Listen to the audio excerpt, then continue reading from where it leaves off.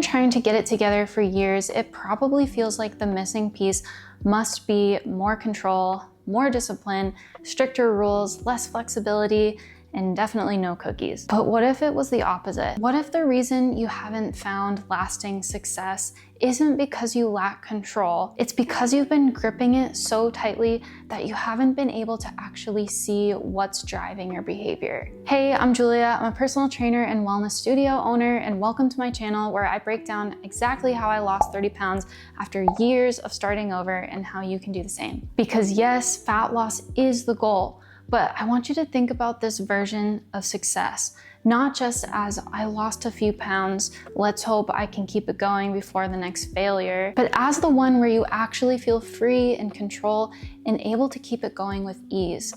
And ironically, that version of control only shows up when you stop white knuckling your way through the week. It requires that you actually take a step back. Think about it. If you've ever been good all week only to binge or spiral on the weekend, that's not a willpower problem, that's a system problem. Maybe you keep things locked down Monday through Friday, and then the weekend hits and the what the hell effect kicks in. Or maybe you eat clean all day only to end the night in the pantry wondering why you can't stop. If these kinds of cycles sound painfully familiar, you're not broken, you're just looking in the wrong place.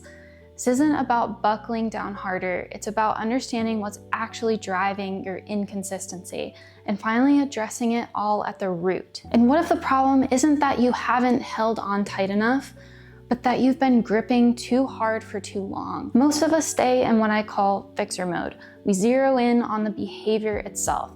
Stop eating so much chocolate after dinner. Oh, I didn't make it to the gym today. I shouldn't be eating any carbs if I want to lose weight. Not true, by the way. We attack those actions like they're the root cause, but the way you're doing something hasn't produced positive results for an extended period of time, something likely needs to change.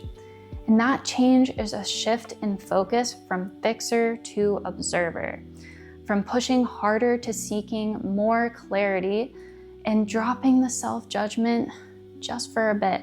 Although I know that's hard to fathom for some of us. Letting go of the old approach of strict rules and mental pressure feels risky.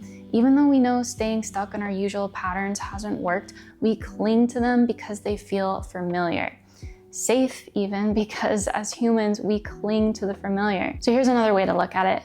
Trying to control your eating and body through rigid rules can feel a lot like being strapped into a ride that keeps taking unexpected turns, and you tell yourself, this time I'll stay calm, I'll stick to the plan, but then life throws you a curve, a craving, a stressful day, a missed workout, and instinctively you grip tighter.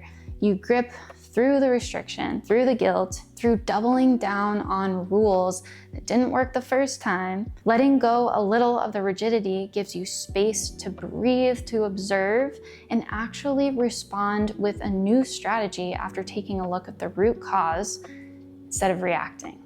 So if you were to loosen the grip a little bit today, it might look a little like this. Releasing some of the pressure you've been putting on yourself, just enough to pause and ask, what are the thoughts and feelings that are actually driving my behaviors? Why do I feel like everything is ruined if I have one cookie, so I may as well have 10? Is it perfectionism or black and white thinking that's running the show? Am I still believing that restriction equals success, even though it keeps leading me in the same cycle that I've been stuck in? Letting go doesn't mean giving up. It means getting honest about what's not working and choosing a new kind of strength, which is self-awareness over self-punishment. Everything changes when you understand what's actually going on behind the scenes. So let me give you the big picture overview, the actual roadmap to consistency that enabled me to finally lose 30 pounds. These are the 4 areas we focus on. They're not random, and they're based on psychology, neuroscience, and physiology, and they explain exactly why you've struggled with follow-through in the past. Number 1 is thought patterns. This is where mindset lives, not just motivation, but identity, self-talk, and the stories that you tell yourself. It's the difference between thinking, I always mess this up, and I'm learning how to handle this differently this time. It's where shame turns into curiosity about how to tweak your strategy, and where failure stops being personal and starts becoming data that you can actually work with. Number 2, automatic habit loops. These are the behaviors that run on autopilot. A cue leads to a craving, a response, and a reward. Whether it's nighttime snacking, stress eating, or reaching for something the moment you walk in the door, this bucket is all about pattern awareness and interruption of automatic habit loops running in the background that you may not even be aware of. Number 3, reward systems. This is neuroscience behind your wanting of certain foods or cravings. It's where dopamine, the orbitofrontal cortex, which is your brain's prediction system, comes into play. And when food feels disproportionately rewarding or not rewarding enough, you don't need more discipline. You need to recalibrate your internal reward signals at the brain level so your cravings don't run the show all the time and you're put back in the driver's seat. Sounds complicated, but it's really not, and I promise I'll break that down in a future video. And number 4, satiety and energy signals. This is your body's biological feedback system. If your meals aren't satisfying, if your sleep is trashed, your protein's too low, or if you're constantly running on fumes, your brain will respond by pushing you to eat. Not because you're weak, but because it thinks it's keeping you alive. These 4 buckets are the real source of inconsistency you've been blaming yourself for probably for years. And the reason you haven't heard more about them, because most of the fitness industry is busy yelling, just try harder. But trying harder doesn't fix a system that you don't understand.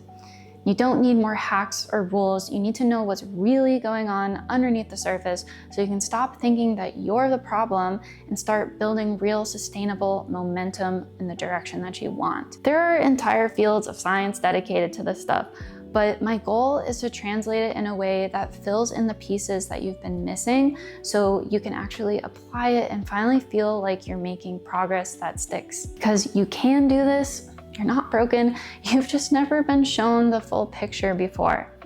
And once you see it, everything gets easier. So let me know in the comments what your biggest struggles are at the moment, and I'll help you break it down in the next video. Remember, you've got this, and I'll see you in the next one.